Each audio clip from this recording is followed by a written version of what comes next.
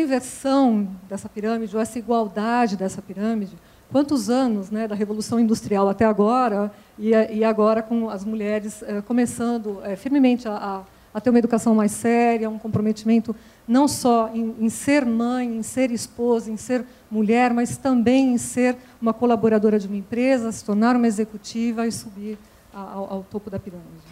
Tânia, posso fazer pode fazer, mas eu queria que você contasse os números da FIA, que a Jurema falou que as mulheres estão se preparando mais, eu queria que você contasse.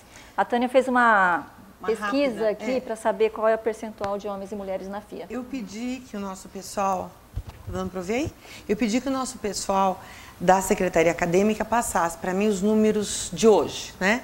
Então, para a gente saber a proporção de homens e mulheres estudando na FIA hoje. Então, nós temos, do nosso contingente, aí, do nosso alunado, nós temos 61% de homens e 39% de mulheres, né? Então, é um número interessante, né? É um número interessante. A Tereza estava lembrando que é comparável, né, a outras universidades de fora. A coisa curiosa, né, e eu acho que isso, eu acho que a gente precisa também endereçar isso nas nossas aulas, né? Quem já foi meu aluno aqui, a gente conversa muito sobre essas questões, sobre as questões de gênero nas nossas aulas também. E o que me chamou a atenção é que para esse talk show nós tivemos 71% de inscrições em mulheres e 29% somente em homens, né? Então, isso assim aponta aqui para a gente para duas coisas. Primeiro, que os meninos acham, isso não parece que não é muita conversa deles ainda, né? Vamos lá, conversar, coisa de mulher. Coisa de mulherzinha. Coisa de mulher, né? Segundo, né, que a gente vai aproveitar isso, né? Claro que a professora Tânia, nas próximas aulas, vai puxar a orelha dos meninos e vai dizer, olha, como é que faz isso, né? Vocês estão fingindo que isso não acontece, né? E isso tem eu quero aproveitar daqui a pouquinho e fazer uma pergunta. Posso, Tereza, para as meninas? E a outra questão é a seguinte, que a gente vai aproveitar hoje, inclusive, né? É para conversar com duas mulheres de muito sucesso, como elas têm lidado com esse negócio aí, de que, olha, isso aí é meio conversa para mulher, né? Eu acho que a gente precisa, a gente conversou algumas vezes, eu, a Márcia, eu, a Jurema, né?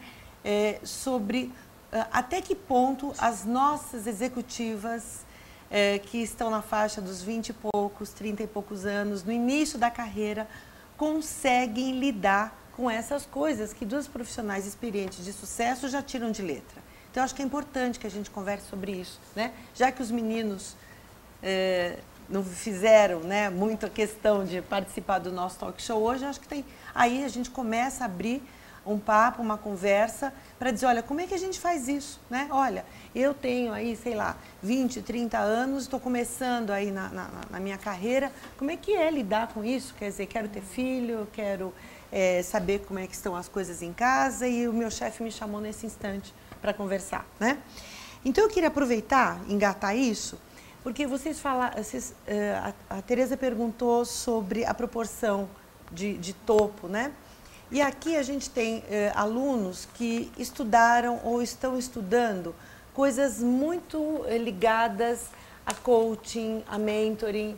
E uma das questões que a gente sempre conversa e fica dando voltas aí é se, por exemplo, vocês são duas mulheres importantes nas suas organizações, vocês são procuradas por homens ou por mulheres como modelos de inspiração, como ouvir algum conselho, como coach ou como mentora? Queria ouvir um pouquinho. Antes de elas responderem, eu preciso só dar um aviso que a Isabela pediu, para vocês desligarem o celular para não dar interferência na câmera. Desculpe. Só, por favor. Por exemplo, na Rect Benkiser a gente tem programa de mentoring e de coaching. E fora o programa formal, então, onde a gente realmente busca ser mentor e ter os mentees, né? O coach, nós também, eu particularmente recebo telefonemas, pessoas, você poderia ser minha coach, você poderia ser minha mentora, de uma maneira informal também. Uma situação bastante interessante, porque, por exemplo, na Rect hoje nós somos, no board do Brasil, 30% do board é feminino. Então, isso ajuda bastante, porque a gente consegue puxar, mostrar um pouco como é isso. Isso o que é a gente está fazendo. política da empresa? Não, Márcia? essa é uma coisa bastante interessante também, porque eu já trabalhei em empresas que têm quantidade de minorias, e nós mulheres somos consideradas minorias em algumas empresas.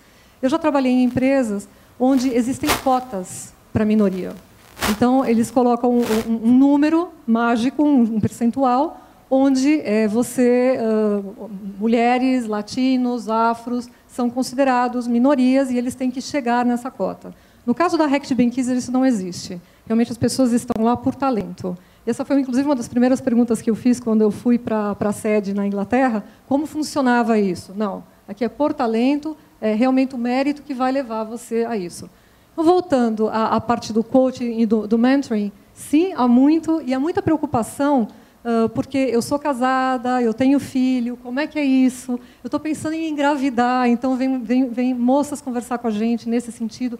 Como que eu posso direcionar minha carreira durante a minha gravidez e no meu período de maternidade? Como que você fez?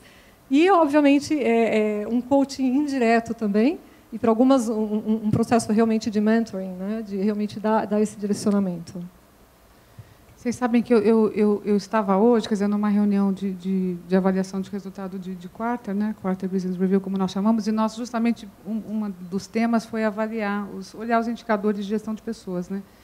E o nosso número é muito próximo também, assim, na alta gerência e na média gerência, a gente tem quase 30% de mulheres, né? Também um caso semelhante, nós não temos um sistema de cota, até porque na nossa visão não faria sentido, mas nós temos assim um olhar de preocupação para garantir que esse, digamos, pipeline feminino funcione, né? Então, por exemplo, nos processos de seleção, nós temos assim uma preocupação de ter, pelo menos no shortlist, as mulheres representadas de alguma forma, né? Em alguns setores é mais difícil, né? Então, nós estávamos ali atrás falando do setor automotivo. Então, às vezes, você está procurando uma pessoa mais técnica, mais específica, aí você não encontra as mulheres, na verdade, né? Mas, preferencialmente, nós garantimos que tenha um painel feminino. Então, é uma forma de você trabalhar para esse índice, falando, bom, nós estamos cuidando dele, né, para ter uma diversidade. Que isso não é cota, quer dizer, vocês não estão privilegiando ninguém para preencher uma cota, não, mas estão sempre preocupados em encontrar o talento que represente mulheres, afros, ou coisa parecida. Que é um dos valores básicos da organização, né, diversidade e inclusão. Eu queria só passar para o pessoal um dado que eu peguei no Guia das Melhores Empresas para Trabalhar, de 2009. Que é aquela pesquisa da CSA e da Exame, e que tem supostamente as melhores empresas com as melhores políticas de recursos humanos e tudo mais. Bom, em 2009, as mulheres ocupavam 10% dos cargos de diretoria ou acima. Então, 10%. Então, elas são bem exceção aqui mesmo. E, ao mesmo tempo, elas eram 41% dos supervisores. Né? Então, talvez você possa interpretar isso para a gente, Tânia. Quer dizer, elas estão aqui nessa faixa intermediária, mas não estão conseguindo atravessar. Quer dizer, o teto de vidro está aqui ainda, está em cima.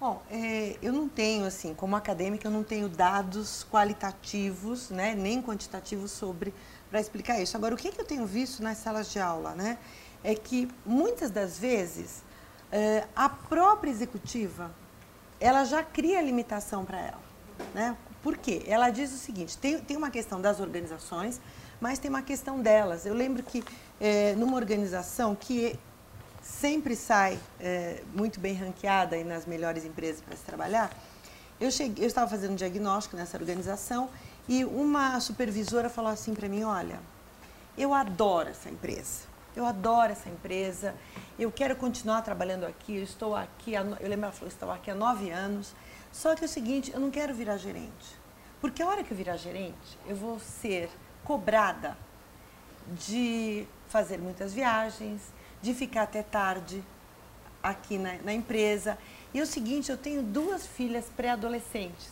e o meu prazer é chegar em casa e esperar as minhas filhas chegarem da escola. Então, eu venho aqui, eu faço o meu horário, porque chega aquele horário, eu quero ir embora. Se eu virar gerente, eu vou ser obrigada, quer dizer, o meu diretor não vai compreender isso. Então, eu prefiro ficar marcando o passo, que é exatamente o que a gente fala do fenômeno opt-out. Né? Então, deliberadamente existe também, eu acho que não é só a questão da organização, eu acho que deliberadamente existe também um comportamento que às vezes a mulher nem entende muito bem o que é, né? Ela nem entende quando a gente fala assim, olha, isso chama opt-out. Ela fica